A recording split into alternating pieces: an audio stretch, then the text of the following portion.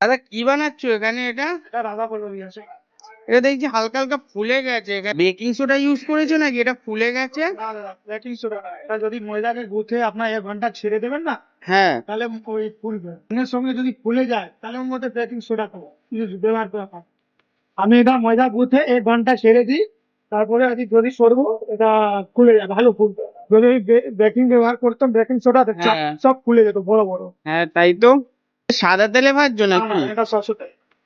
সাদা তেলে আমি ভুলে গেছি, সাদা তেলে কেন সাদা তেলই বাজে, অনেক খারাপ খেতে, অনেক হার্মফুল ওটা।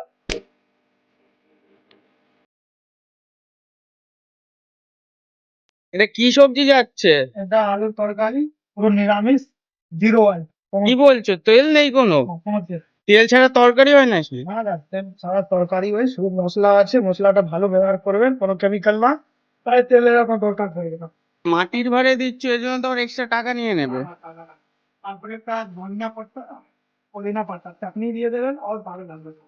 কি বলছো, আবার স্পেশাল চাটনি বানিয়েছো? এটা আবার কি দিচ্ছ? এটা ঝুরি ভাই। আবার ঝুড়ি ভাজা দিচ্ছ? এটা তুমি দাম অনেক বাড়িয়ে দিচ্ছ। কলকাতা ফেমাস ঝুরি ভাই।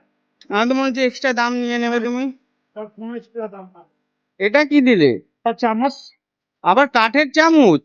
প্লাস্টিক আমি ব্যবহার করি না, আপনার দেবেন প্লাস্টিকে আমি। এ তো 5 স্টার হয়ে গেল পুরো এটা।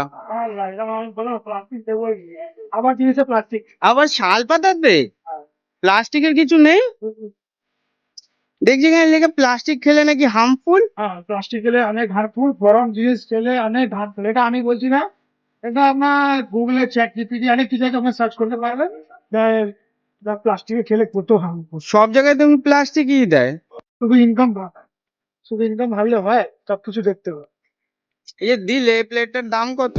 এটা এটা হলো রাধা বল্লভী, 225 টাকা। আর এই যে মাটির ভাড়ে এত কিছু, এর জন্য এক্সট্রা? কিছু extra charge। এক্সট্রা নেই, ভিডিও করছি তার জন্য। না না, সবাই যে আসবে এরকমই পাবে, এক্সট্রা টাকা লাগবে না তো? দাও তাহলে।